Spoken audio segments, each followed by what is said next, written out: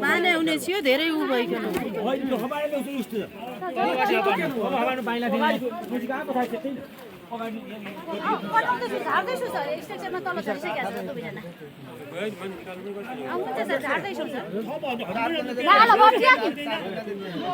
गाडी मेरो गाडी नै पुलिसको गाडी सर बोल्दैन त्यसैले एम्बुलेन्सलाई पठाइदिनु भनेको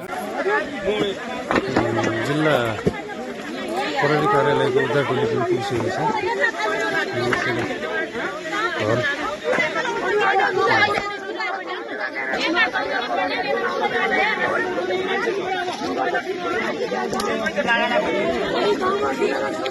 त्यसरी माथिबाट यो सुरु पहिरो आएको छ।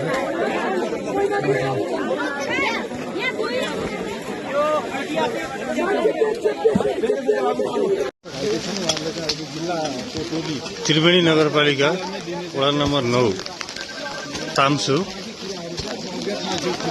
हिजो रातिको अविरल वर्षाको कारणले रातिको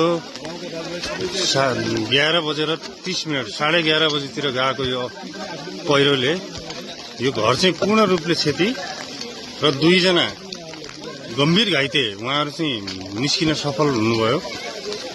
घाइते हुनुहुन्छ, उहाँहरू पूर्ण रूपले घाइते हुनुहुन्छ। तर एकजना नानी चाहिँ घरभित्रै हुँदा उहाँ चाहिँ अब हिजोको 11:30 बजेदेखि अहिलेसम्म चाहिँ अब उहाँको केही पत्तो लागेको छैन। अहिले जिल्ला प्रशासन कार्यालय, जिल्ला प्रहरी कार्यालय, हाम्रो डीएसपी साहबको उद्धार टोली र सबै आएर यो उद्धार टोलीमा लाग्नु भएको छ।